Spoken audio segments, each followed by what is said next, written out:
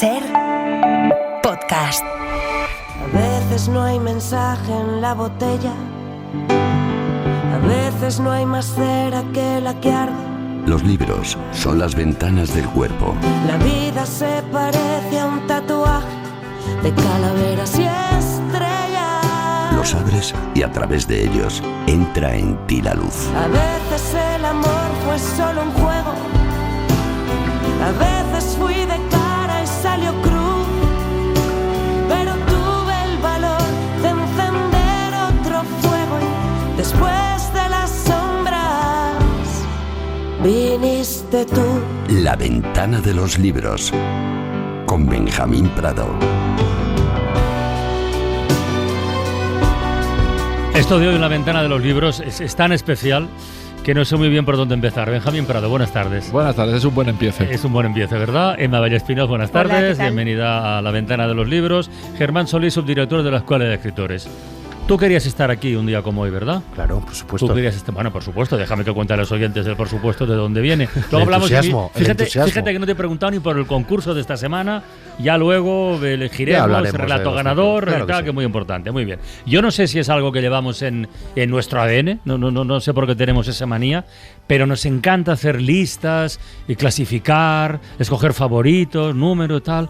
Abundan las listas de las mejores películas del siglo, las mejores comedias, los mejores libros de la historia de la humanidad, las 100 obras de arte imprescindibles que no te puedes perder. Por no hablar de la música, las 50, las 100, las 200, las 1000 canciones de nuestra vida. A principios de este siglo, la revista Rolling Stone escogió como mejor canción de todos los tiempos esta.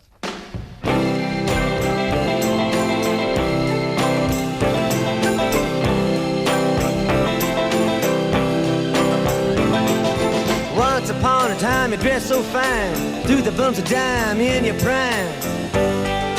Then you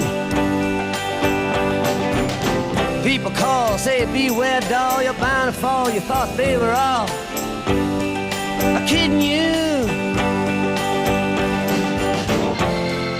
You used to laugh about everybody that was hanging out.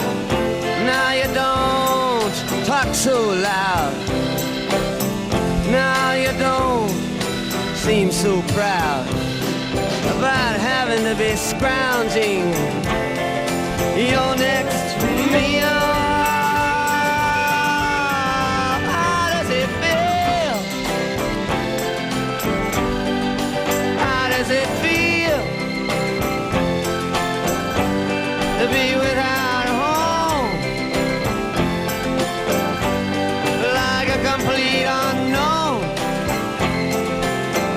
like a Rolling Stone. Legendario Rolling Stone de Bob Dylan, que por cierto cumplirá este próximo sábado 84 años, 84 tacos, y él es hoy el protagonista de la ventana de los libros. ¿Por qué? Porque se ha publicado un libro de un fan acérrimo, pero tan fan tantísimo, que creo que podría disputar el título, y lo comprobaremos esta tarde, al más dilaniano del mundo en una final con Benjamín Prado. Saludamos hoy en la ventana a José Conde, autor de 7x7 más una, canciones para entender y amar a Dylan. José, buenas tardes. Bienvenido a la ventana. ¿Cómo estás, por fin?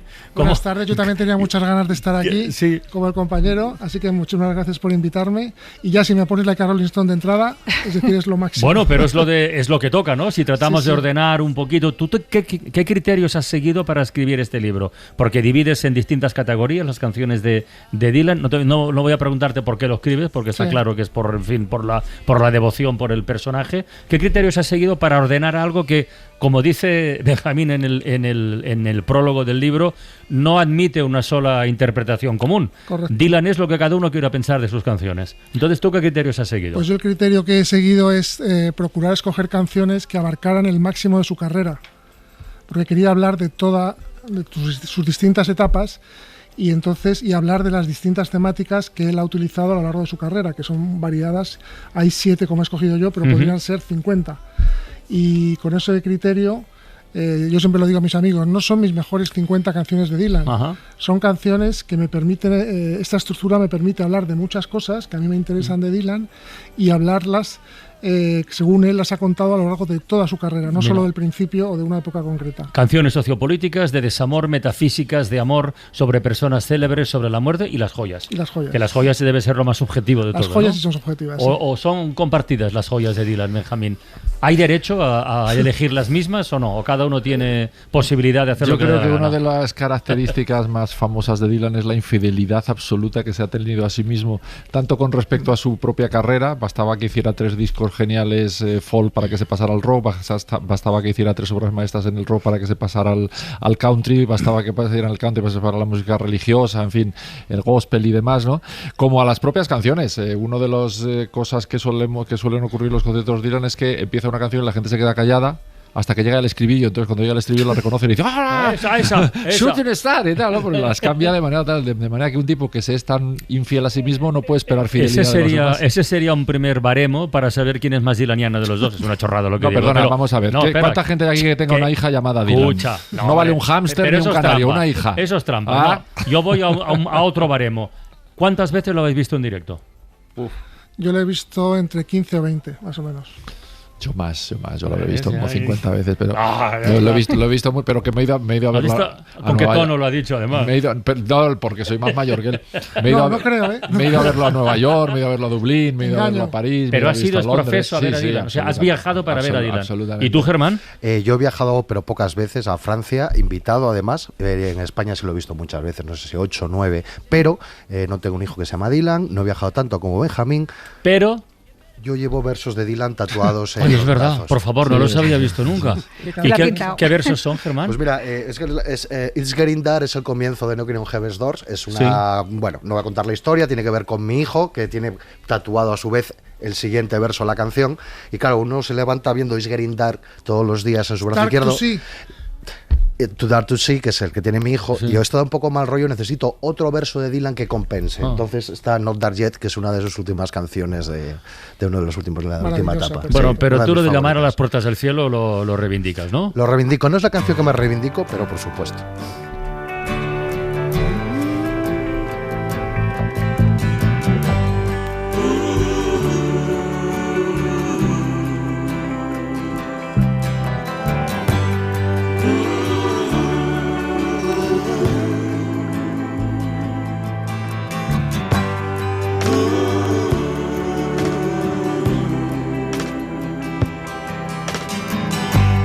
Mama, take this badge off of me.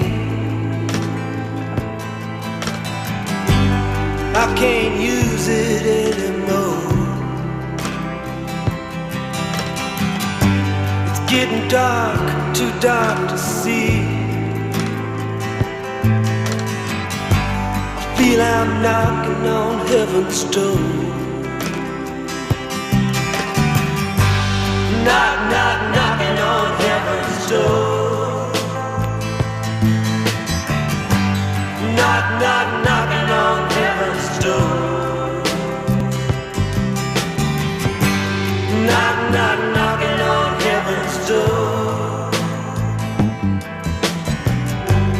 Knock, knock, knocking on heaven's door. José dice en el libro que si existiera un hit parade de música para funerales, esta canción ocuparía un lugar destacadísimo. Y es así. Número uno, yo creo que el número uno. Sí, el número uno, ¿tú crees? Sí, y si no la que tiene escrita en su brazo el compañero Not Dark Yet, que me parece una auténtica gozada de canción. De todas formas, fíjate, otra de las características, ya en este caso no de Dylan, sino de los fans de Dylan, es que cada uno quiere ser el más original que el de al lado, ¿no?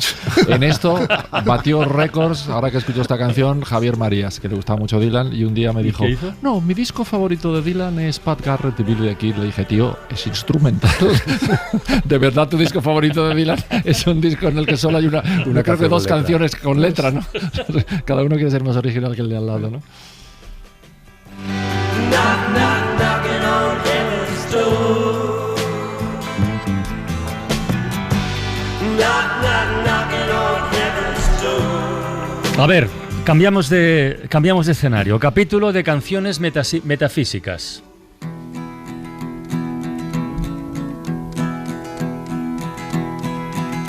Oh, where have you been, my blue-eyed son? And where have you been, my darling young one? ¿Y eso por qué, José? ¿Por qué metafísica esta canción? Bueno, tendrías que leer la letra, es impresionante Sí. lo que escribe este hombre con 20 años, que parece que es una canción escrita por un hombre de 90, de 80 años, las cosas que cuenta, tan alucinantes de la vida, es un hijo, el padre que pregunta al hijo dónde has estado, qué has oído, qué has visto, hijo mío, y él le cuenta tales atrocidades que bueno, es imposible que yo lo describa, hay que leer la letra, no sé si Benjamín... Pues es que es otra de las claves de la escritura de Dylan, él siempre cuenta las cosas desde otro sitio. En realidad esta es una canción que está hablando de la guerra de Vietnam, del horror, del napalm, de la gente muerta, pero no lo dice en ningún momento. Habla de martillos ensangrentados. Bueno, él negó que fuera sobre eso. Sí, también negaba Ute que al alba fuera sobre los... pero en fin, la lectura que se ha hecho, digamos, en la época... De la de los misiles de Cuba, la época de los misiles. Es un momento 62, en el que el mundo está al borde de la explosión y están ocurriendo cosas terribles, y él, en vez de hacer una canción que también las hacía algunas, digamos, más directas, contando una historia de la historia de Emmett Till o de Hattie Carroll, pues la cogió desde otro lado, y en esta canción yo creo que empieza el Dylan surrealista, que es como escritor el más importante.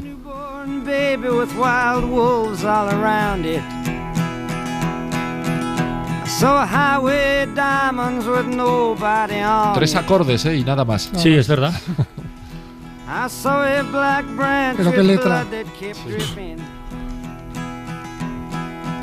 I saw a room full of men with their hammers a-bleeding. I saw a white ladder all covered with water. I saw 10,000 talkers whose tongues were all broken. I saw guns and sharp swords in the hands of young children. And it's a hard and it's a hard rain they're gonna fall. La emoción que sientes por las canciones, yo imagino que la primera vez que escuchaste ciertos temas de Dylan sentiste, ¿no? Aquella emoción de la primera vez que escuchas algo o lees algo, ves una primera película.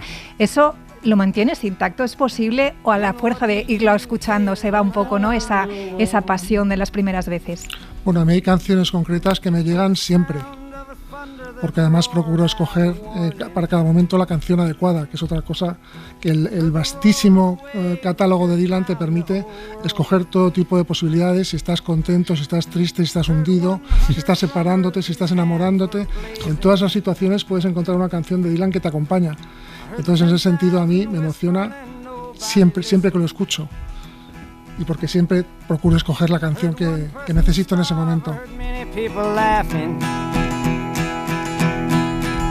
I heard the song of a poet who died in the gutter. I heard the sound of a clown who cried in the alley. And it's a hard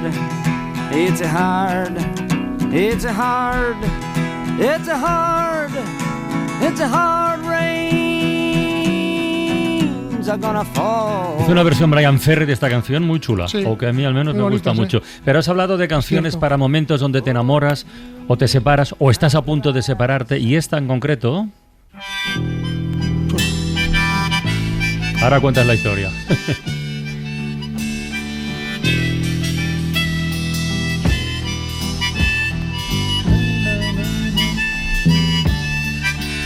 Es el capítulo de canciones de amor y desamor.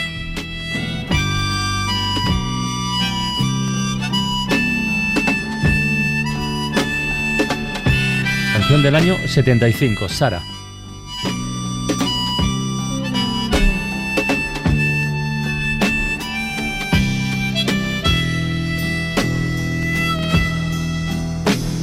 I laid on the dune, I looked at the sky when the children were babies. I played on the beach. You came up behind me, I saw you go by. You were always so close, still within reach. Sarah, Sarah, whatever made you wanna change your mind? Sarah, Sarah, so easy to look at, so hard to define. ¿Quién ha sido Sara en la vida de Bob Dylan, José? Bueno, Sara yo creo que ha sido el amor de su vida, el auténtico amor de su vida, y esta canción es en un momento en que el matrimonio hace aguas por todas partes, no se han separado todavía del todo, llegaría 2 años más tarde el divorcio, pero se han separado, han vuelto, y Dylan compone esta canción, creo, un poco con la idea de recuperar a su mujer, ¿no? Y de hecho hay una historia muy bonita, que él está grabando el disco Desire en los estudios y aparece Sara de repente, que se había de vacaciones ella sola, me parece que a México o algo así, y se presenta en el estudio. Entonces Dylan entra en la sala de grabación con los músicos y toca a Sara, ¿no?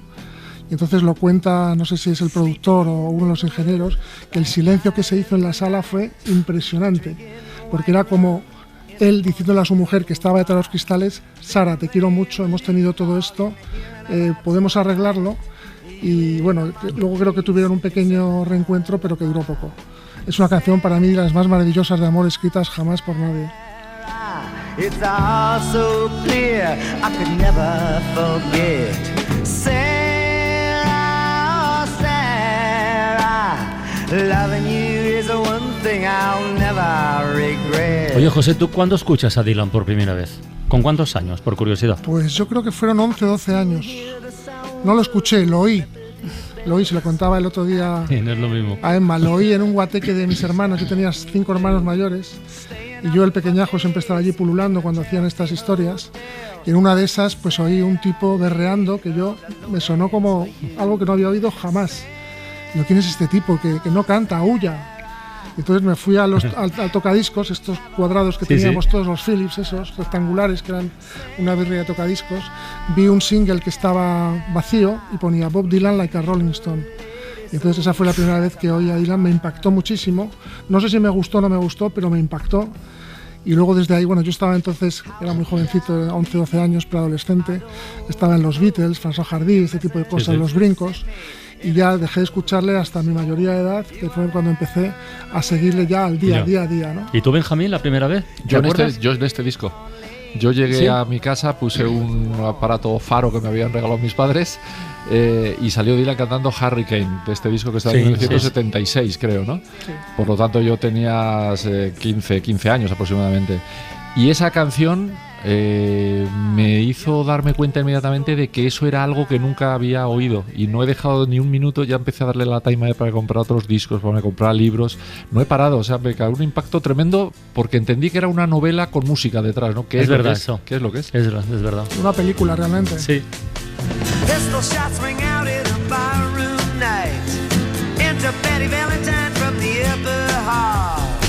She sees a bartender in a pool of blood. Cries out, my God, they killed them all. Here comes the story of Hurricane, the man the authorities came to blame for something that he never done. Put in a prison cell, but one time he could have been the champion of the world. ¿Y tú, Germán, la primera vez, tu primer Dylan? Yo no llegué directamente a través de Dylan. Yo entonces, en el 88, recuerdo, yo escuché a Springsteen hacer una versión de Campanadas de Libertad, de Chains of Freedom. Y dije, ¿qué es esta canción? Esta canción me encanta. Y entonces, bueno, soy mucho más joven que ellos, y a partir de ahí, de que entonces era muy fanático. Mucho te ha sobrado. Y entonces llegué a Dylan a través de Springsteen, de esa canción, y fui directamente a Another Side of Bob Dylan, que era donde estaba esa canción, y ahí empecé ya a escarbar un poquito, se te abre todo ese universo maravilloso. ¿Y tú, Emma, tus primeros Dylanes? Yo la primera vez no lo recuerdo, pero recuerdo cuando Vamos a Isaías, seguro. Cuando no pude dejar de escucharlo. O sea, yo estudié toda la selectividad en bucle con grandes éxitos de Bob Dylan. Sí. Y para mí me recuerda ese preverano, ¿no? Estudiando a las tantas de la madrugada con Bob Dylan de fondo. ¿Qué nota sacaste? Me fue bien. Yo empecé a escuchar a Dylan sigo sin tener ni idea de inglés, pero sin tener idea de inglés y sin preocuparme mucho por lo que estaba escuchando. Pero ya me enganchó. Es una cosa sin saberlo, pillando alguna palabra suelta, ¿no? Pero es una cosa increíble. Luego ya te preocupas con el tiempo de las letras y vas viendo, aunque no sepas inglés, ¿no? Pero como algunas canciones que funcionan como himno, como Times Are Changing, Chance of Freedom, Hard Rain. O sea, tú no sabes lo que están diciendo, pero te llega. Te está llegando. Es increíble porque esa estructura de himno folk que tienen esas canciones, como comunica. Sí, pero si encima sabes lo que está diciendo, claro. Entonces ya es la apoteosis. No olvidemos una cosa que es la que menos se dice de Dylan: que la dijo Frank Sinatra, es el mejor cantante de América. Sí. O sea, el fraseo de Dylan Totalmente. es único. La manera de cantar, la gente piensa que es un tipo poeta que con una voz así de cabra, la manera de frasear. La voz de Dylan cabra, es por favor. brutal. Quiero decir, brutal. y eso que es dilaniano. La capacidad que tiene de encajar las palabras dentro de las métricas de la canción es algo espectacular.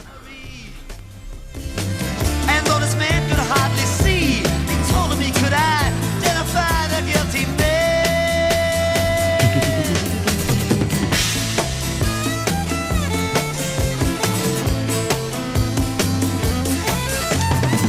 Oh, in the morning in a Harrowing Inn, they took him to the hospital and they brought him upstairs. The wounded man looks up to his one dying eye. Say, why'd you bring him in here, boy? He ain't the guy. Y luego están las cosas de Dylan. Eso que se oye de fondo es Scarlett Rivera, la violinista, la que le dio a este disco un sonido que era reconocible, era una cosa nueva, ¿no? Esta iba en un coche por la calle y la vio pasar por la calle andando con un estuche de violín. Le dijo, ¿tú sabes tocar eso que llevas ahí? Si quieres grabar un disco conmigo y venirte de gira, venga, súbete al coche. Y así está Scarlett Rivera en el disco Hurricane. Así es. Bueno, estamos en la ventana de los libros, ¿eh? Así que recuerdo el título de lo que ha escrito José Conde, que creo, por cierto, que va a tener continuidad, pero eso ya lo comentamos después. 7x7, 49 más 1 canciones para entender y amar a Dylan. Regalo muy recomendable. Para la gente que conoce a Dylan y para quien lo quiera descubrir, yo creo también, ¿eh? A ver, los Dilanitas ¿Tú con qué voluntad lo has escrito? Los Dilanitas lo compramos Sí. todo. ¿Cómo se llaman? ¿Los Dilanitas? ¿Eh? ¿Has dicho Dilanitas? Dilanitas, he dicho, Ah, sí. qué chulo, sí, sí. Pero yo lo he escrito pensando en ese otro tipo de personas que conozco muchos amigos, Ujú. que les gustan las típicas canciones de Dylan, Mr. Tambourine Man, Sí. Knocking on Heaven's Door, Like a Rolling Stone, Sí, sí, pero sí. no se han adentrado al amplísimo cancionero que tiene este hombre, ¿no? Y yo siempre he pensado que esto era por un problema idiomático. Y Puede entonces, ser. porque yo cuando empecé a escribir el libro me dije, pero ¿qué coño haces, José, escribiendo un libro si hay, no cientos, hay miles de libros de Dylan, desde todas las perspectivas, sus canciones, sus opiniones políticas, su religión, sus medidas corporales, sus gustos gastronómicos, en fin, de Dylan está escrito todo, absolutamente todo. Y entonces me preguntaba, ¿pero tiene sentido que escribas otro?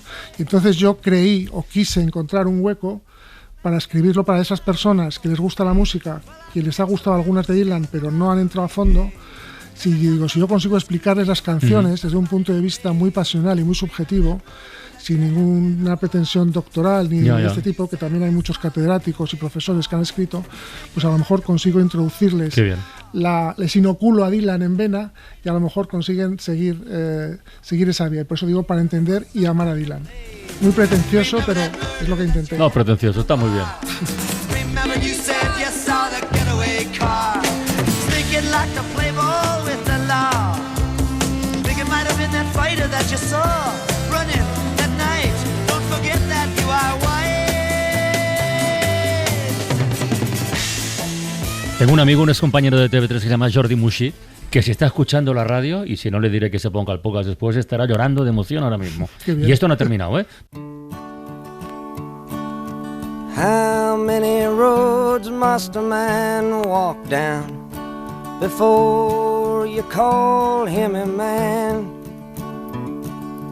How many seas must the white dove sail before she sleeps in the sand?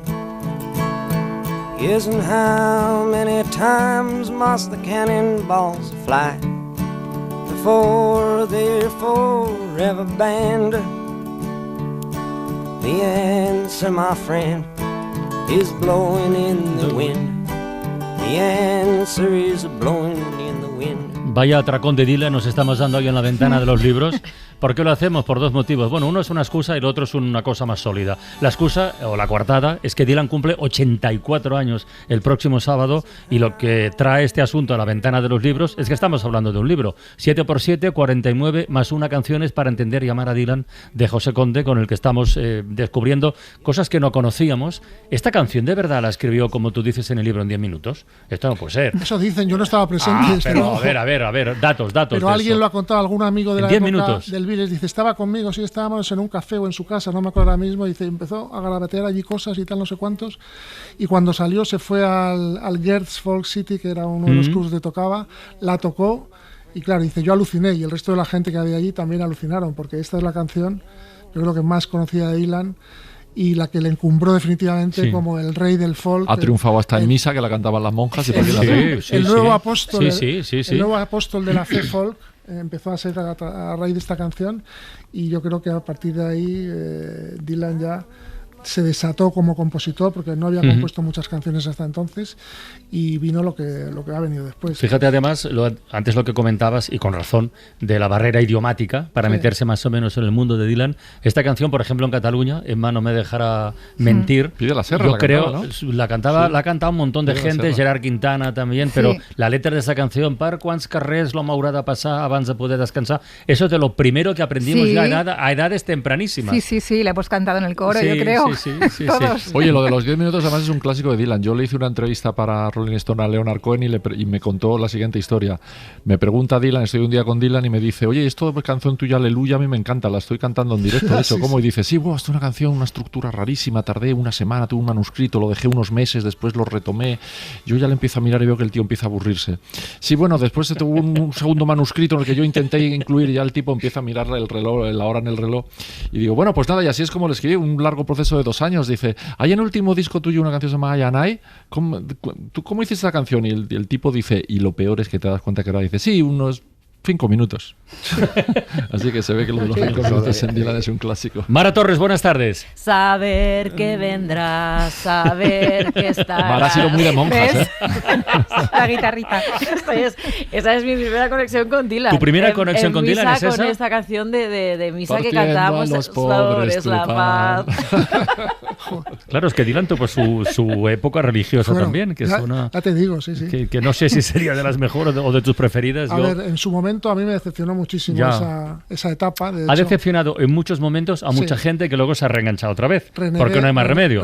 No renegué de él, pero renegué de esa fase. No me compré los discos en su momento, pero luego ya en mi edad adulta, por así decirlo, los he recuperado y son discos maravillosos. A mí me maravilló. Yo creo que es cuando Dylan canta mejor de toda su carrera. Y los músicos mi opinión que es que los conciertos que hizo en además el... canta con la fe del converso. Sí. Se nota mucho en la cosa que tiene de predicador casi. Es maravilloso. Y si cambias a Dios por una chica, son unas canciones maravillosas. Sin duda. Y son discos grabados en Muscle Shoals, el estudio de Alabama, que es la cuna del y con Mark Knopfler a la guitarra. Bueno, estaba por ahí, que es lo menos me interesa. Realmente lo que me interesa son la sección rítmica de Muscle Shoals, que es la gran sección rítmica del soul en Estados Unidos. Están en esos discos. Sly Dunbar y Robbie Shakespeare se llaman, ¿no? Me parecen muy ricos esos discos musicalmente. Yo luego estoy contigo. Muy buenos, yo creo que si la RE ha incluido daliniano, con todo lo referente a Dalí, tendría que incluir ya, y ya está tardando, Dylaniano. Pues sí, señora. Tienes toda la razón. No sé cómo se definiría, pero vamos, ahí está.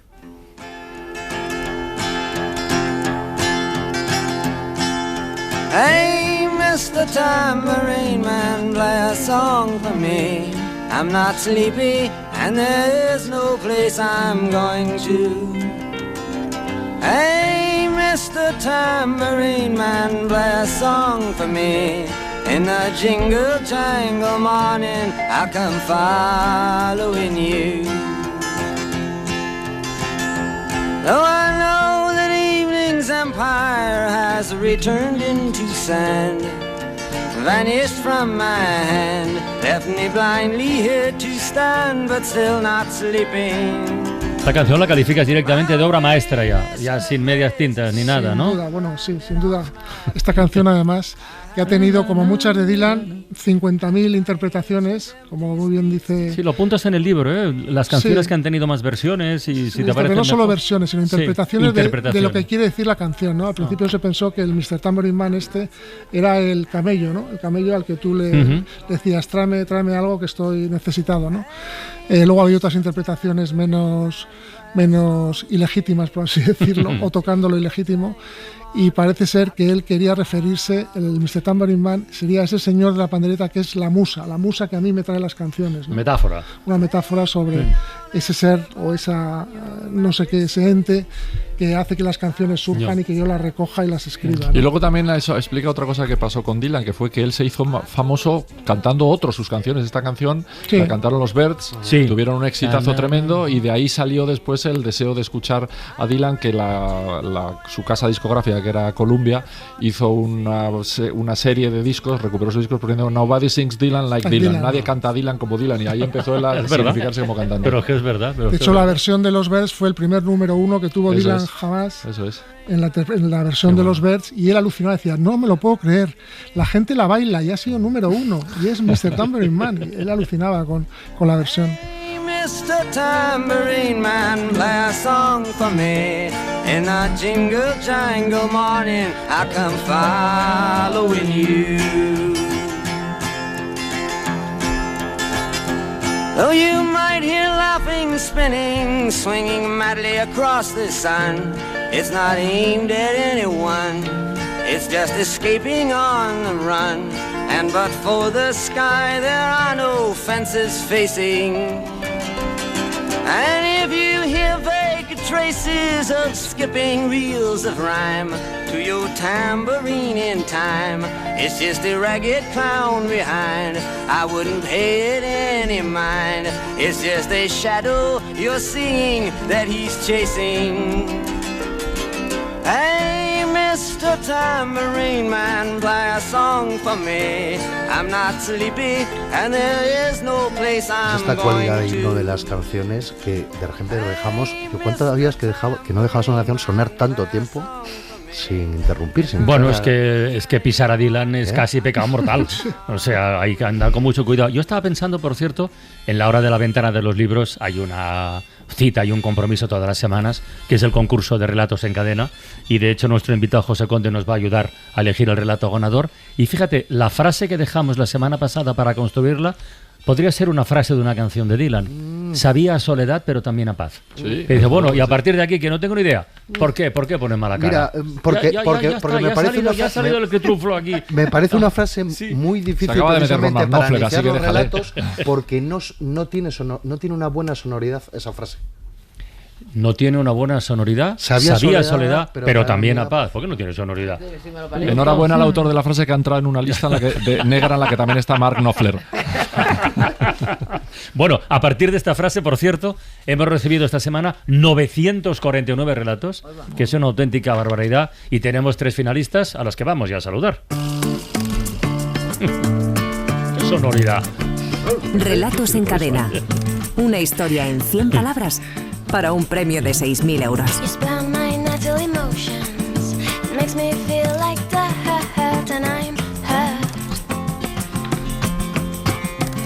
Los finalistas de esta semana son Enrique Mochón, Santiago Gómez y Jorge Sainz de Medrano.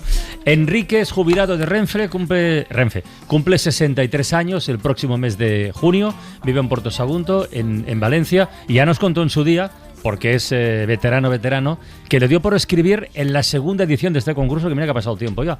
Enrique, buenas tardes. Hola, buenas tardes, ¿qué tal? ¿Qué tal, amigo? ¿Cómo va eso? Muy bien, muy bien. Oye, por curiosidad, hoy toca pregunta obligada a los 3 finalistas. Dylaniano, mucho, poco, nada. ¿Qué relación con sus canciones, con su música, con sus libros? Mucho. Desde que conocí a Dylan, la música de Dylan es más grande. Bueno, le dejo un sitio junto a Mark Knopfler, pero vamos, que para mí es más grande. Sí. Ya. ¿Tú crees que el Nobel se lo merecía? Sí, pero lo que decía ya antes, que a mí me gustaba Dylan antes de saber lo que decían las canciones. Ya, igual que yo. Tampoco me enteré ahora mucho, pero... Ya somos 2. Enrique, que tengas mucha suerte, amigo. Vale, gracias. Santiago Gómez Piñero tiene 36 años, es de Madrid, vive en Madrid, es economista y trabaja en Adif. Oye, hoy todo va sobre raíles. Santiago, buenas tardes. Hola, buenas tardes, ¿qué tal? Es tu segunda final semanal, ¿no? ¿Lo tengo por aquí apuntado? Eso sí. Sí, estaba haciendo memoria y la otra fue en marzo del 21. Vale, ¿y relación con Dylan, que hoy es pregunta obligada? Pues creo que no soy tan experto como la gente que está hablando hoy, pero desde luego que me gusta mucho de escucharlo pues con mi padre en casa, un par de discos que tenía por allí, y desde entonces no he dejado de escucharlo, la verdad. Muy bien, pues esta tarde en la ventana nos estamos dando un buen atracón. Oye, que tengas mucha suerte en la final, ¿eh? Muchas gracias. Y Jorge Bernardo Sainz de Medrano. Jorge, buenas tardes. Hola, buenas tardes. 33 años, farmacéutica, vive en Calahorra. ¿Estuviste en el Hoy por Hoy el otro día que hicieron el programa en directo con Ángels el viernes pasado? Estuve el viernes por la bien, mañana. ¿no? Muy bien. Oye, y veo por aquí que estás estudiando filosofía, además de la farmacia. Empecé este año.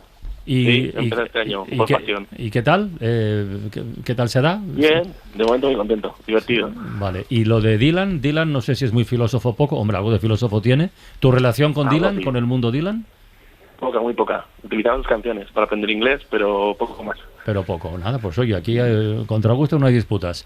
Que tengas mucha suerte, Jorge. Vamos a dar lectura a los relatos. Primero votáis vosotros y luego el resto de los que están o estamos aquí. Venga, el primer relato, el de Enrique Mochón, se titula El epitafio.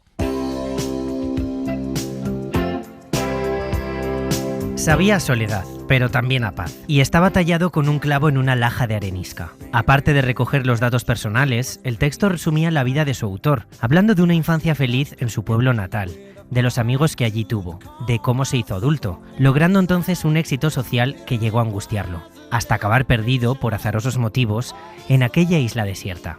La piedra ocupaba la cabecera de una zanja cavada a su medida, en cuyo interior no estaba su cuerpo.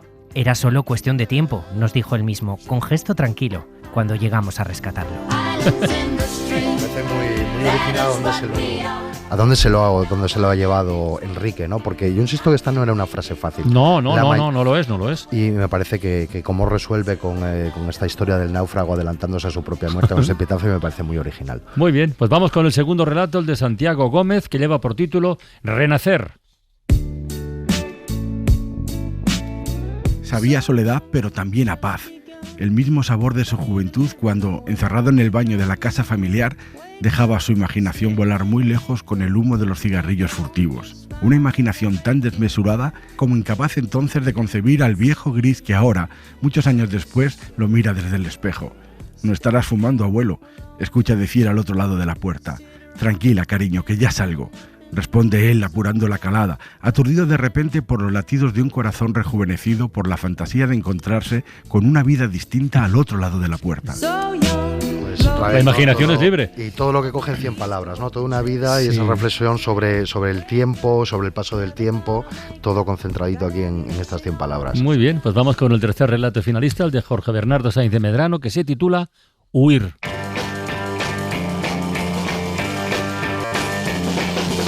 Sabía a soledad, pero también a paz y a metal, ese sabor tan pesado y amargo que se le atravesaba desde hace 1 año y 4 meses.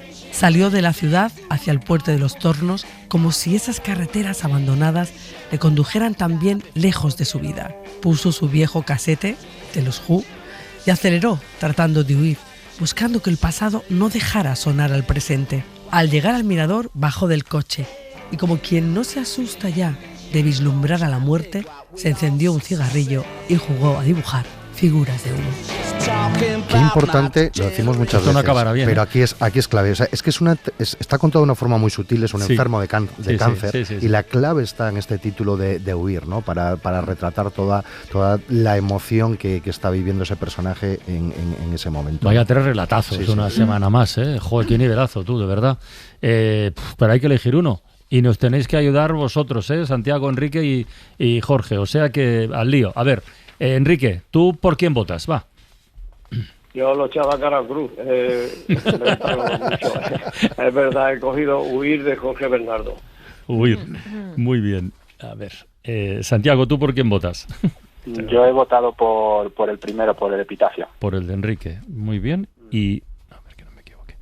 Y Jorge, ¿tú por quién votas? Yo por Renacer, de Santiago. Mira, tenemos un triple empate aquí de momento. Lo de hacerlo a cara cruz me parece... Benjamín, venga, te toca a ti. Me quedo con Enrique Mochón y su náufrago en el epitafio. El epitafio. ¿Emma? Yo con Jorge, el tercero. Muy bien. A ver, nuestro invitado... José Conde, ¿cuál de los 3 te... Pues yo chulos, me voy a quedar con Huir, chulos, porque además, ya que estamos hablando de Dylan, me parece que pinta un mundo bastante dilaniano. En el mundo es todo un desastre, yo voy aquí solo, no sé dónde estoy. Me parece un texto muy dilaniano y por eso le voy a votar. Muy bien. Germán, te toca a ti. Pues vamos a por un empate porque voy a votar a Enrique Mochón y el epitafio. Muy bien. ¿Y tú, Mara, qué dices? Voy a votar Huir, de Jorge Bernardo. El texto dilaniano. El dilaniano, sí. Yo decía, José. Sí, sí. Pues, Jorge, felicidades. Muchísimas gracias. Te acabas de colar en la final mensual. Y Enrique y Santiago, felicidades también, de verdad. Enhorabuena, Jorge. Enhorabuena. Muy bien. ¿Tenemos deberes? A ver, deberes, sí, a ver. Sí. Espera que cojo. Bueno, cógelo tú sobre Pues, todo, pero yo también miro. En esta ocasión yo creo que tenemos hasta el jueves 29, porque la semana que viene estamos con final mensual, y vamos a utilizar como frase: jugó a dibujar figuras de humo. Hasta el jueves 29 de mayo a través de escueladeescritores.com.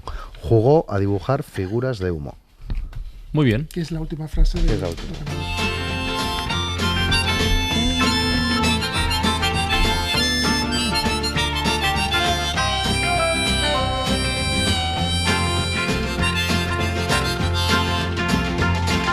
The guilty undertaker sighs, the lonesome organ grinder cries, the silver saxophones say I should refuse you. The cracked bells and washed out horns blow into my face with scorn, but it's not that way, I wasn't born to lose you. I want you, I want you. Esto de las listas y las preferencias siempre es algo muy subjetivo. Pero antes has dicho tú la de Llamando a las puertas del cielo, una de las mejores canciones de amor, la de Sara también. Bueno, esta será la elegida para muchos. Para Carlos Boyero, por ejemplo. Esta es una de sus canciones de Dylan muy bonita. preferidas, predilectas. La traducen Te quiero, pero yo me gusta traducirla mejor Te deseo. Te deseo, te necesito. Te deseo, que es te más, deseo y te necesito. La I want you es te deseo más en inglés. Y es curiosa, una canción curiosa porque no se sabe a quién deseaba Dylan. Hay varias candidatas en este caso. Una podía ser François Hardy, decía. Otra podía ser Edie Sedgwick, que era una actriz que trabajaba con Warhol. Y la tercera podía ser... Nico podría estar en esa época. Nico podía ser la tercera, efectivamente. Oye, José, ¿habrá segunda parte de 7x749 más una canción? Estoy escribiéndola ahora mismo. ¿Sí o no? Sí. En la misma línea, en la misma onda, línea. de una cosa subjetiva. De hecho, se va a llamar 7x7, que es una marca que me ha gustado. Otras 49 canciones que explican a Dylan, se va a llamar. Y de aquí hasta el infinito. Bueno, no lo sé, es que me ha llamado... Empecé a escribir otra cosa, de hecho, que la he pospuesto, pero me ha llamado otra vez Dylan a la puerta, y cuando Dylan te llama, abres. No puedes decir que no. Así que ahí estoy.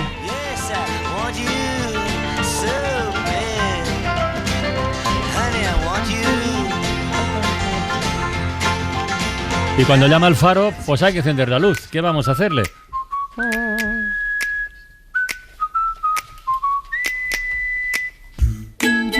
Tú dirás, Mara Torres, ¿cómo empezáis la semana? Deja que haga un apunte. La verdad es que yo no sé nada de Dylan, prácticamente nada. Pero escuchando a estos tres invitados, a Benjamín, a José, a Germán y a ti, es que te quedas con la boca abierta. Te dan ganas de ir a buscar todo lo de Dylan, ¿no? Todo, que me he perdido en mi vida. Bueno, pues vamos a hacer la palabra borde. Hablar de el borde del precipicio. Y nos puede hacer hablar de un faro o de Melody, ¿no? O sea, estaba a punto de estar al borde del precipicio. Pues hablaremos de las dos. Y también de Dylan, que es un borde, cuando habéis contado que en los conciertos, vamos, dice buenas noches si se acuerda, pero que es un tipo no especialmente simpático, ¿no? Y entonces vamos a hablar de... Claro, el borde y el borde, es verdad. Sí, del precipicio. Y vamos a hablar del faro de ajo. Y esta idea me la dio Benjamín, porque es verdad que nosotros ya hablamos con Okuda y ya hablamos de lo que supuso que pintara el faro de ajo, pero contándome Benja el otro día que estuvo y que vio a un montón de gente, vamos a actualizar datos, o sea, cuánto en turismo ha supuesto que Okuda pintara ese faro. Así que eso vamos a hacer con el faro borde, y tendremos a Alejandro Pelayo, que hablará de músicos con fama de bordes. Hay unos cuantos, no son pocos. Hay unos creo cuantos, que ayer Calamaro abandonó el escenario. ¿Ah, sí? Sí, porque hizo un speech sobre tauromaquia, creo que fue en Cali. No, al público no le hizo gracia y se piró. No te olvides de Van Morrison, ¿eh? Otro, ¿qué tal baila? Sí, exactamente. Antes le ha citado Germán y he pensado... Neil Young tampoco, es otro que curiosamente mis artistas favoritos son todos unos bordes. Sí. Benjamín, el poema de cierre hoy en la ventana de los libros, tiene un sabor especial. Bueno, pues el otro gran amor de Bob Dylan, que fue Joan Baez, y que después de 50 años escribiendo poesía sin haberla hecho pública, la acaba de sacar ahora, la ha compartido por primera vez con la gente, ¿no? La editorial Seis Barral la ha publicado en España, se llama Cuando veas a mi madre, sácala a bailar, y tiene muchos poemas sobre otros artistas, sobre el propio Dylan, sobre Jimi Hendrix, sobre Cohen, sobre otra gente, y uno sobre Judy Collins, que me ha gustado mucho y que es este. I never had a crystal ball. Entre bambalinas nos dimos un abrazo. Yo enterré la cara entre las manos y aquella conversación que teníamos pendiente llegó de golpe. Ha sido un camino largo, dijiste. Perdóname por no haber estado a tu lado, dije yo. Yo enterré la cara entre las manos. Tú habías enterrado a tu hijo. No está mal, ¿eh? Oye, Benja, a ver si la próxima semana, a rebufo del libro este sobre Dylan, nos trae recomendaciones de otros libros sobre músicos. Vale. Que esta es una puerta, una ventana muy, muy chula para abrir. Vale. José Conde, gracias por venir a la ventana, amigo. Muchas gracias a vosotros. Venga, esperamos la segunda parte ya, ¿eh? Sí, queda un poco todavía, pero bueno, espero que llegue. No hay prisa, no hay prisa. Germán, hasta la próxima semana. Mar, hasta la noche. Benjamín, hasta el viernes estamos en Bioño, ¿no? De Piélagos, en Cantabria. Sí, Emma Valle Espinosa, adeu. La Ventana, en Ser Podcast. En La Ventana acontece, que no es poco, un relato personal de la historia, con Nieves con Costrina, Cadena Ser. Buenas tardes, Nieves. Hola, Carlos. ¿Cómo vas? Mira, te voy a contar una cosa. Hace tiempo, al principio de estar yo aquí en Madrid, hace muchos años, como hay unos cines que se llaman Golem, y yo había quedado ahí para ir a ver una peli, me quise enterar del significado de la palabra, de que es un golem. Y me topé con la mitología hebrea, que dice textualmente lo siguiente: figura humana hecha normalmente de barro o arcilla, a la que se insufla vida para que cumpla las órdenes de su creador. Bueno, eso, mitología. Bueno, pues vamos a contar la historia de un golem muy concreto, muy particular, el golem de Praga. Y vamos a hacerlo además muy pocos días después del 15 de mayo, que aparte de San Isidro es un día de luto nacional para los palestinos. Así es, mira, el 15 de mayo de 1948, los invasores judíos en Palestina correteaban por allí embriagados de felicidad, un jolgorio tremendo, pero bueno, lo que llevaban en el cuerpo era felicidad y soberbia por las calles de Jerusalén. No habían pegado ojo desde el día anterior, el 14 de mayo, cuando el judío Ben Gurión proclamó el nacimiento del Estado de Israel. Y si digo judíos y no israelíes, es porque acababan de crear un Estado por las bravas y saltándose los acuerdos de cuándo deberían haberlo hecho. Y a partir de ahí, bueno, pues ya siguieron saltándoselos, ya lo estamos viendo, colonizando, invadiendo, asesinando y expulsando. Y esta gente, yo creo que los israelíes son malos hasta durmiendo. Y ya sabemos que no todos, pues, ya sabemos que algunos no están de acuerdo con lo que ocurre, también sabemos muchos que la milonga de Dios no se lo creen ni ellos, pero hablamos de una mayoría de población, para entendernos, no podemos estar a cada rato diciendo eso de unos sí y otros no, ya lo sabemos. Y además, incluso los críticos que viven en territorio invadido se están aprovechando de la colonización brutal que se hizo de una tierra que no era suya. Para los palestinos, en cambio, el 15 de mayo es una fiesta, bueno, no es una fiesta porque es una conmemoración. Sí. El 15 de mayo conmemoran lo que llaman el Nakba, o Nakba, no sé cómo se pronuncia. Esa palabra significa catástrofe, desastre.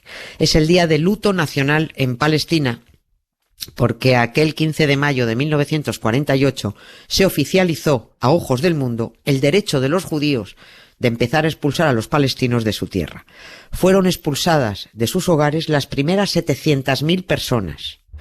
Los primeros 700.000 refugiados que nunca pudieron volver, víctimas de un dios asesino, de un dios inventado, porque a los judíos a inventiva es que no les gana ni Dios, de verdad. Y traemos la prueba, por eso traemos el golem de Praga.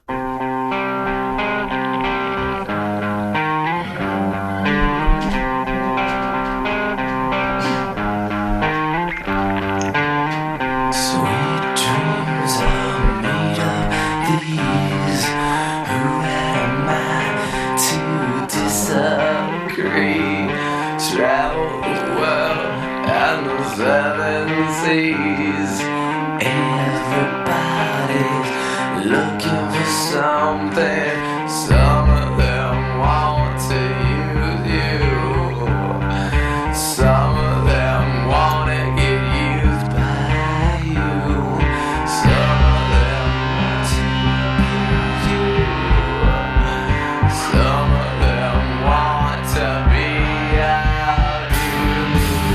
me falla la memoria, esta historia del golem de Praga la habíamos dejado ahí pendiente, anunciada, desde que contamos la expulsión de los judíos por parte de los Reyes Católicos, ¿no? Sí, No hace tanto, sí. Dejamos miguita, pero es que nunca veo el momento de recogerlas. Bueno, pues es hoy.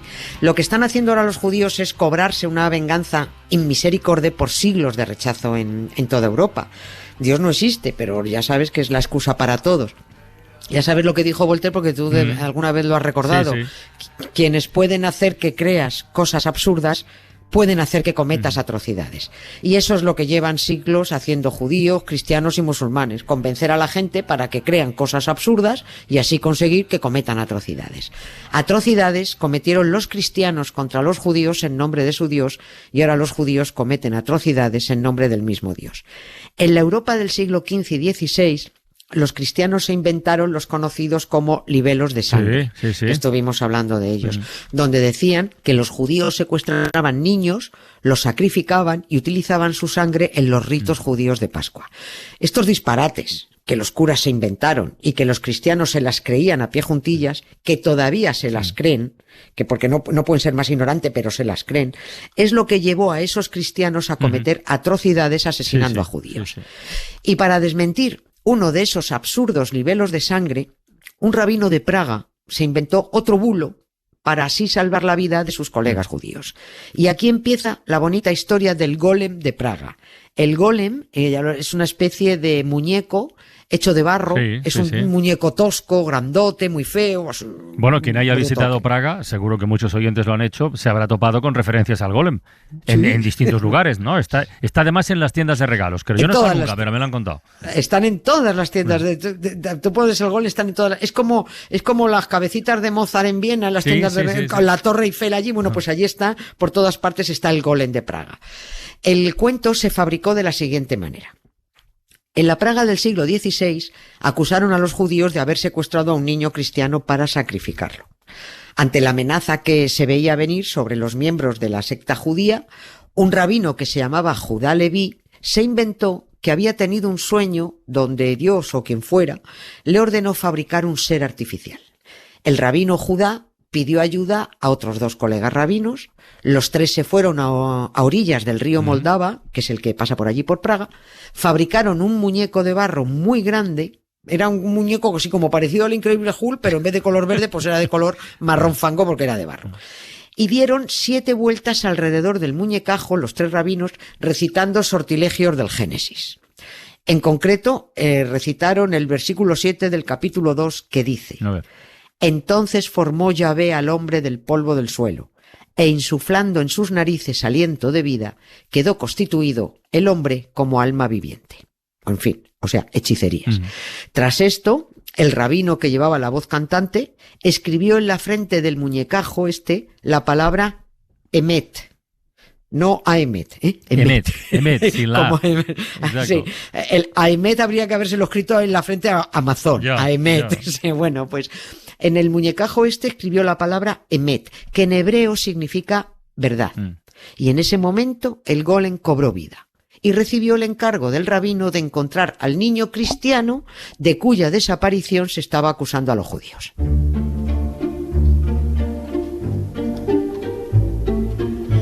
Sur ton chemin, gamins oubliés, égarés, donne-leur la main pour les mener vers d'autres lendemains.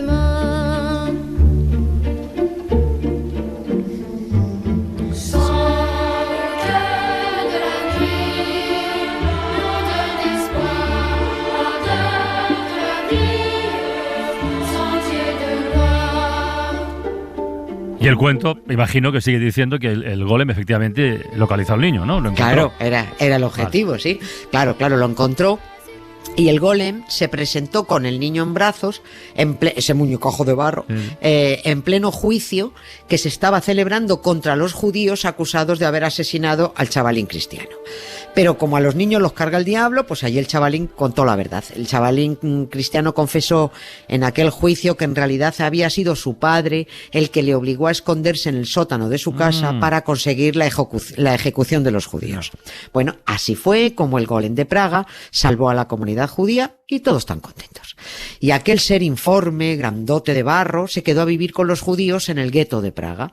Pero de repente al golem le dio por ir a su bola, no paraba de crecer, se volvía cada vez más poderoso, cada vez más violento, cada vez más incontrolable, hasta que se le fue la pinza y empezó a matar cristianos al tuntún por Praga. Bueno, no mataba judíos, mataba cristianos.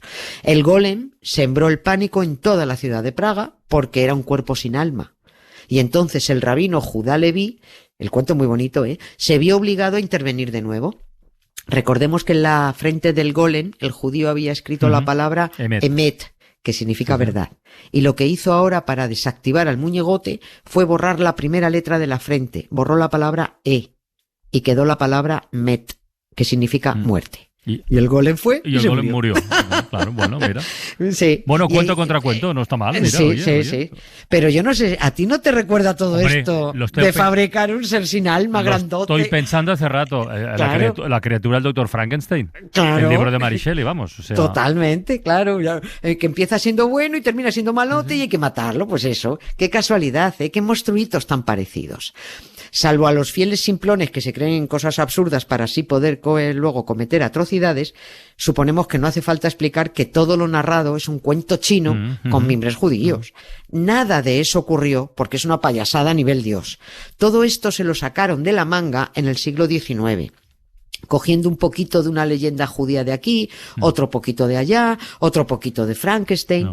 Y no solo es mentira todo esto del muñecajo, es que encima, en la época que situaron lo del golem, en el siglo XV, XVI, por ahí, el emperador del Sacro Imperio Romano-Germánico era Rodolfo II de Habsburgo y los judíos disfrutaban de tolerancia en Praga. No hubo libelo de sangre, no hubo nada. Los judíos disfrazan toda esta historia ahora con eso de que, hombre, es una metáfora, que es lo mismo que hacen los cristianos. Antes, cuando decías que todo lo que cuenta la Biblia y la Torá son mentiras, te asesinaban, tenían derecho a asesinarte por hereje. Ahora, como está demostrado que son mentiras, te dicen que, bueno, que son metáforas. Pero vaya con los miles de muertos que tienen en su haber a cuento de las metáforas.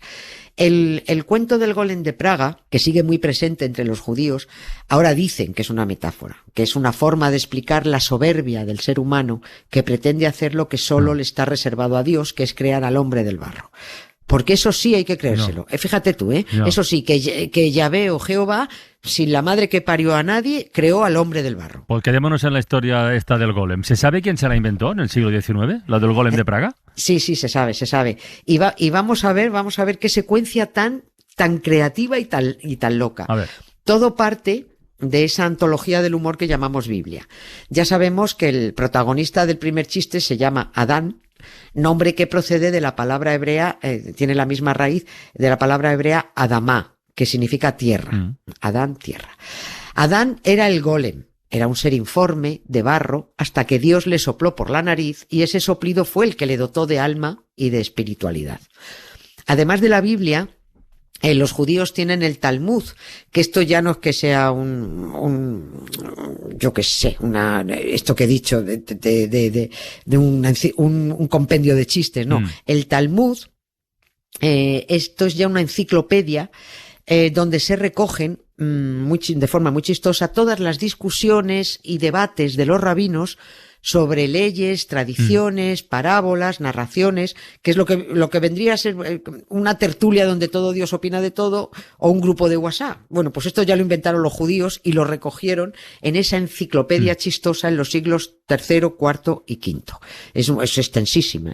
En ese Talmud se recogen las discusiones rabínicas en torno al golem y se cuenta que varios rabinos crearon un muñegote creyendo que cualquier sabio suficientemente próximo a Dios podría hacerlo. Hombre.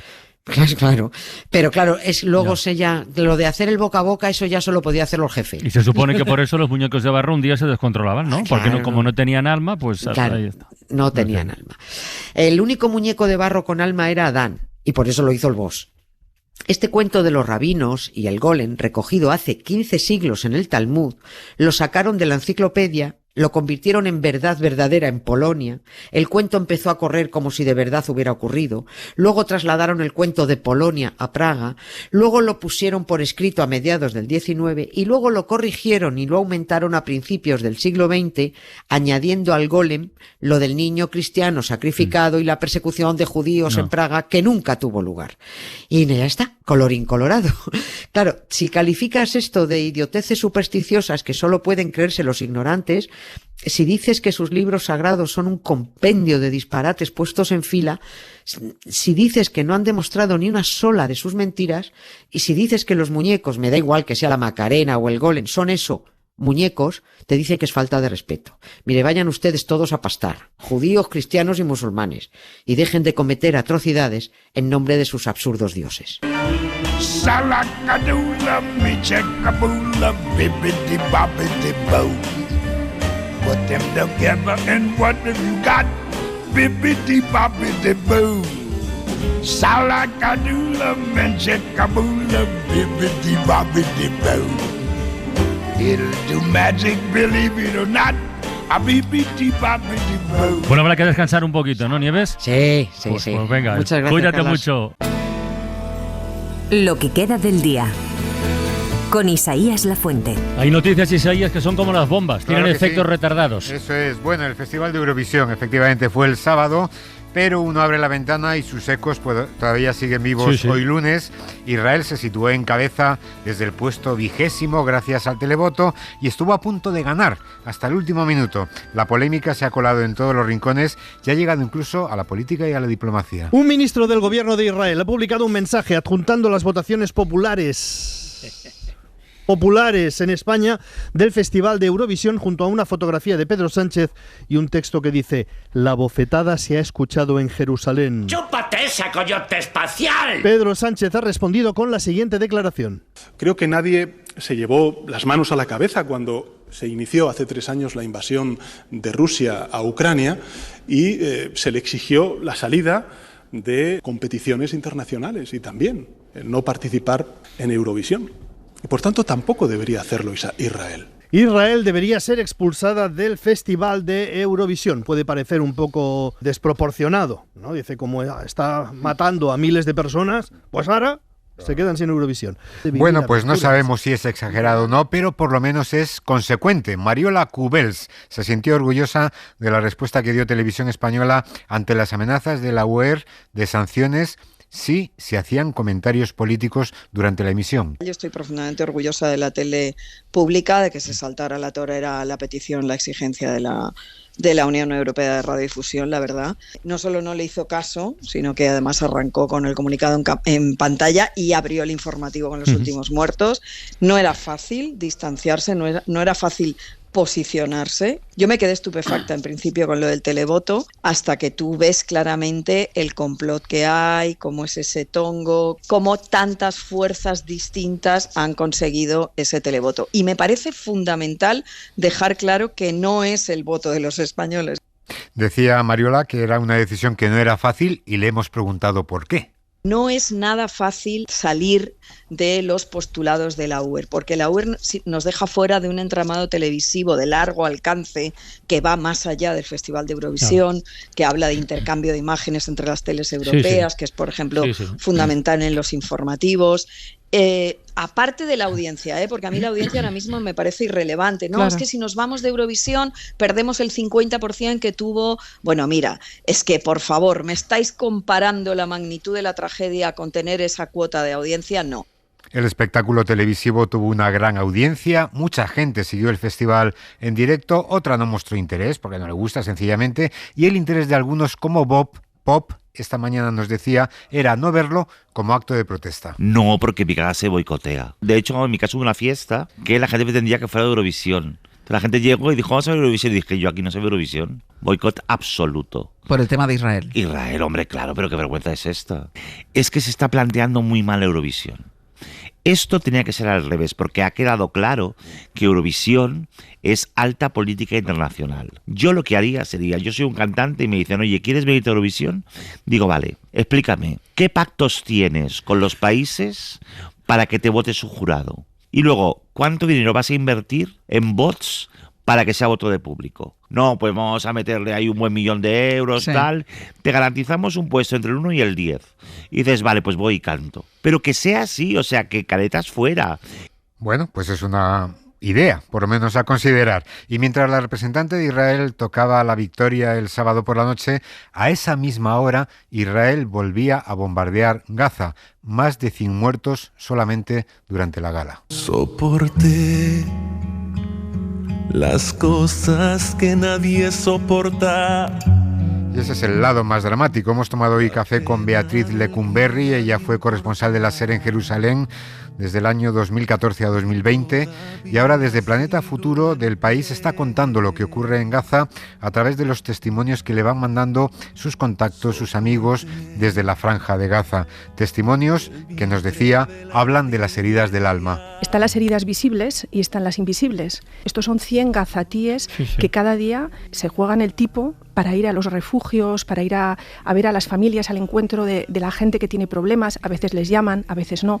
En Gaza la prioridad es sobrevivir y bueno, estas heridas del alma, digamos, pues no se les da tanta importancia, aunque las tienen. Hablamos de niños que no comen, niños que no hablan, niños adolescentes con incontinencia, padres que se sienten culpables porque no pueden defender a sus hijos, pensamientos suicidas, en fin, lo que tendríamos todos, digo yo, ¿verdad? Porque la situación es extrema. Aparte de su trabajo en El País, acaba de publicar ahora Palestina, la tierra estrecha, porque cree que no debemos dejar de observar estas otras situaciones que a veces pues parecen meros daños colaterales de una guerra. Porque hablamos de un saldo de víctimas de 53.000 personas mínimo, pero ¿quién habla de todo eso? ¿Quién habla de la gente que se muere de un infarto por falta de asistencia? ¿Quién habla de un enfermo de cáncer que no ha tenido diagnóstico y se ha muerto? De un paciente sin diálisis. Esos daños colaterales que no se van a poder contabilizar jamás y que son debidos a lo que está pasando también. Y lo que está pasando es un nuevo tipo de guerra, que no es como las de antes, es una guerra híbrida, nos decía John Sistiaga, ¿no? Una guerra en la que interviene todo, no solamente las armas, también la información o la desinformación, y después colarse pues hasta en el Festival de Eurovisión. Y hoy hemos hablado con Pablo Elordi, que es periodista del Salto y coautor de la investigación sobre un fondo israelí que se está colando también en los grandes festivales de música y no solamente en España. Estamos hablando de un gran fondo de inversión, va diversificando inversiones en distintas ramas. Una de ellas en Israel, que sería YAP 2, se ofertan viviendas en los territorios ocupados de Cisjordania. Tiene también centros de datos, estuvo en la ciberseguridad en Israel. Y nos pareció relevante también porque una no tan pequeña promotora de festivales en Inglaterra, Boiler Room, dijo, nos han comprado este fondo, KKR se llama, no podemos hacer nada a pesar de que somos pro-palestinos. Y así, pues se han colado en muchos festivales y muchos festivales están respondiendo. Nos decía que esta es la importancia del poder de la cultura. Esto para mí ha sido, digamos, lo más sorprendente de esta información y me llama la atención y me da cierta esperanza, ¿no?, del poder que tiene la cultura de movilizar. Pero es que son muchos que estamos hablando del Soner, del Viña Rock, Resurrection Fest, Monegros Desert Festival, el Arenal Sound, el FIP de Benicassim, sí. O sea, son muchísimos. La creme de los festivales. Estamos hablando eso, del poder de la cultura, de la importancia que tiene la cultura. Pues eso, hay que responder, hay que recordar, y el viaje a la historia con Nieves con Costrina pues también nos permite hacerlo. Y hoy ha recordado un 15 de mayo muy especial, por razones bien diversas, para judíos y palestinos. El 15 de mayo de 1948, los invasores judíos en Palestina correteaban por allí embriagados de felicidad por las calles de Jerusalén. No habían pegado ojo desde el día anterior, el 14 de mayo, cuando el judío Ben Gurión proclamó el nacimiento del Estado de Israel. Para los palestinos, en cambio, el 15 de mayo conmemoran lo que llaman el Nakba, significa catástrofe. Es el día de luto nacional en Palestina, porque aquel 15 de mayo de 1948 se oficializó, a ojos del mundo, el derecho de los judíos de empezar a expulsar a los palestinos de su tierra. Fueron expulsadas de sus hogares las primeras 700.000 personas. Los primeros 700.000 refugiados que nunca pudieron volver. El poder de la memoria, que junto al poder de la música, el poder de la cultura y también el poder del humor nos ayuda a sobrellevar la realidad. Y ese poder del humor es lo que demuestran 2 veces por semana aquí en La Ventana los compañeros del Mundo Today. I got this feeling inside my bones. It goes electric wavy when I turn it on. Y la crónica de hoy es esta. Israel llama a consultas a Melody. La cantante deberá responder por las críticas de Televisión Española y las amenazas de boicot. El Papa León XIV apuesta por el continuismo y le renueva el contrato a Dios para 2 temporadas más. Un señor logra culpar a las renovables de la derrota de España en Eurovisión. Se perdieron 15 gigavatios de sonido en plena actuación y esto con las nucleares no hubiera pasado, insiste. El juez Peinado no puede evitar citarse a declarar a sí mismo debido a su estrecha relación con el caso Begoña. Él mismo ha filtrado al diario El Mundo todos los WhatsApps que intercambió con la acusada. Y tal y como está el mundo, los especialistas se preocupan de vez en cuando en ver cómo están los problemas del primer mundo. Problemas del primer mundo, problemas del primer mundo. Y hoy los especialistas han hablado con una mujer quejosa por algo que nos sucede a casi todos los mortales. Esta mujer se llama Lola, ¿qué tal? Lola, ¿qué tal? Lola, ¿qué tal? Muy bien. Muy bien. ¿Qué tal ese apellido? No sé cómo que usted. Sois no de los, vale, me interesa nada cómo estás tú. Los ¿qué tal de Palencia? Sí, es no verdad. Me interesa cómo estás tú, ni me interesa si a Francina le gusta o no esta sección. Vale, Lola. No me interesa. Lola. ¿Qué problema tiene usted? No, que me ha llegado una carta a casa, es una carta, una DGT, y abro y veo que es una multa, bueno, no pasa nada, ¿no? Un radar de estos callejeros. Y sale una foto yo, mi Audi A3, conduciendo, bueno, según ellos a 163 por hora. Joder, macho, claro. Con la consiguiente multa, bueno, el dinero no es problema, buena, sí. El dinero no es problema, no voy a entrar en vulgaridades, ¿vale? Minucias. El hecho de que, bueno, ponga ahí que voy a 163, bueno, no pasa nada, yo normalmente en ese tramo voy a 180. No voy a discutir, vale, pero la foto que me envían, que es algo, una papada. Amigo. Una papada enorme, con un ojo de cerrado, un ángulo horrible, blanca y negra, todo terrible la luz, tanto cuesta un granulado. Que se esfuercen un poquito en hacer fotos un poco más cookies. Sí. Pago sin problema, pero las fotos son nuestros. Pago yo un radar, que pero pongan un radar. En fin, este lunes ha sido día de resaca de Eurovisión y día, por supuesto, de resaca futbolística. No es cosa de niños ni es cosa de viejos. El deporte rey es corazón de obrero. No es solo un balón entre 2 porterías. Es una afición que llora de alegría. No queda obsoleto desde la Pangea. Y con la liga prácticamente resuelta, en la dupla hoy, en vez de mirar a los grandes equipos, a las grandes estrellas, a los grandes entrenadores, se han fijado en un deportista, en Ibai Gómez. A él le ha ido muy bien como jugador en el Athletic Club o en el Alavés y ahora le va muy bien como entrenador porque ha conseguido el ascenso del Arenas de Guecho a Primera Federación. Ibai Gómez es el hijo de Michelo. Mi Aita es mi ídolo, es la persona que más determinante ha sido en mi vida en todos los sentidos y en el fútbol también, ¿no? Me llevaba desde los 2 añitos a todos los partidos, él ha sido jugador, luego fue entrenador de Athletic de categorías inferiores durante muchísimos años. Siempre me ha inculcado el valor de escuchar, de atender al entrenador, nunca me ha metido un mensaje negativo sobre los entrenadores que he tenido, siempre ha sido de mensajes positivos y me ha ayudado mucho, ¿no? Es más, recuerdo que a mí mi Aita me entrenó 3 partidos en cadetes y no me puso ninguno de los 3, ¿no? Las cosas hay que ganárselas, ha sido algo que me ha inculcado desde muy pequeño y estoy súper agradecido, porque creo que al final así debe ser el ejemplo. Y de valores y de mensajes, pues también nos habla Bob Dylan. Once upon a time you dressed so fine, threw the bumps of dime in your prime. Then you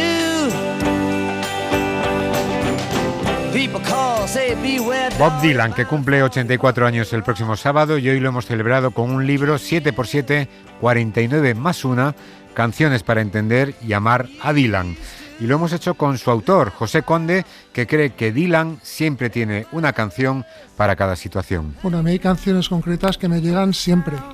El vastísimo catálogo de Dylan te permite escoger todo tipo de posibilidades, si estás contento, si estás triste, si estás hundido, si estás separándote, si estás enamorándote. En todas esas situaciones puedes encontrar una canción de Dylan que te acompaña. Entonces, en ese sentido, a mí me emociona siempre que lo escucho.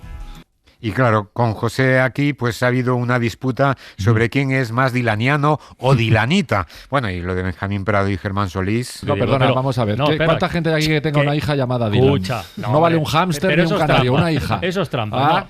No tengo un hijo que se llama Dylan, pero yo llevo versos de Dylan tatuados. It's Getting Dark es el comienzo de Knocking on Heaven's Doors y claro, uno se levanta viendo It's Getting Dark todos los días. Un poco mal rollo, necesito otro verso de Dylan que compense. Entonces está Not Dark Yet, que es una de sus últimas canciones. Bueno, Bueno, el libro de José Conde no es un catálogo de canciones, nos decía, sino del mundo de Dylan a través de sus canciones. Canciones metafísicas, por ejemplo. Oh, where have you been, my blue-eyed son? And where have you been, my darling young one? ¿Y eso por qué, José? ¿Por qué metafísica esta canción? Bueno, tendrías que leer la letra, es impresionante lo que escribe este hombre con 20 años, que parece que es una canción escrita por un hombre de 90, de 80 años, las cosas que cuenta. El padre que pregunta al hijo dónde has estado, qué has oído, qué has visto, hijo mío, y él le cuenta tales atrocidades. Está hablando de la guerra de Vietnam, del horror, del napalm, de la gente muerta, pero no lo dice en ningún momento. El mundo está al borde de la explosión y están ocurriendo cosas terribles, y él, en vez de hacer una canción, que también las hacía algunas, digamos, más directas, pues la cogió desde otro lado, y en esta canción yo creo que empieza el Dylan surrealista, que es como escritor el más importante. Y después, claro, llega el otro Dylan, el que compone canciones que todo el mundo conoce, aunque no conozca a Dylan. How many roads must a man walk down before you call him a man? How many seas must the white dove sail before she sleeps in the sand? Una canción maravillosa que nos cuenta José en su libro. Encima la compuso este genio en un pispás. Esto no puede ser. Eso dicen, yo no estaba presente, pero alguien lo ha contado, algún amigo de la época del Viles. Dice, estaba conmigo, sí, estábamos en un café o en su casa, no me acuerdo ahora mismo. Dice, empezó a garabatear allí cosas y tal, no sé cuántos. Y cuando salió se fue al Gertz Folk City, que era uno de los clubs de tocaba, la tocó.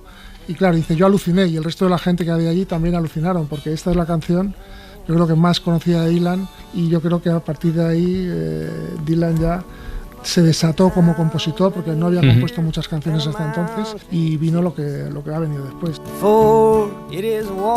Vino lo que vino después. Joder. ¿Sabes que entre las muchas canciones de Dylan hay una que a veces ponemos en la pusimos el jueves pasado con Elvira Lindo? Una titulada El hombre puso nombre a los animales. Sí. Bueno, pues Sabina, que esta noche actúa en Madrid, por cierto, Sabina y Crae hicieron una versión así como muy sui generis. Bueno, la escuchamos, con la que hoy cerramos la ventana. Tres genios. Hasta mañana, un beso muy grande y mucho ánimo. Adiós. Adiós. Para no perderte ningún episodio, síguenos en la aplicación o la web de la SER, Podium Podcast o tu plataforma de audio favorita. El hombre puso nombre a los animales con su bikini. Con su bikini. El hombre puso nombre a los animales con su bikini. ¡Qué mogollón! Al cocodrilo le llamó cocodrilo porque en el Nilo nadaba con estilo. Al diplodocus le llamó diplodocus porque ya entonces quedaban pocos. Y aunque en la selva rugía feroz y le puso león, el hombre puso nombre a los animales con su bikini, con su bikini. El hombre puso nombre a los animales con su bikini. ¡Qué mogollón! Vio un bicho nadando por el canal de Suez y le puso pez. ¡Qué gilipollez! Vio un caballo alto que no usaba gafas y por supuesto le puso jirafa. Y al de rabo largo, chiquito y mato, y le puso ratón. El hombre puso nombre a los animales con su bikini, con su bikini. El hombre puso nombre a los animales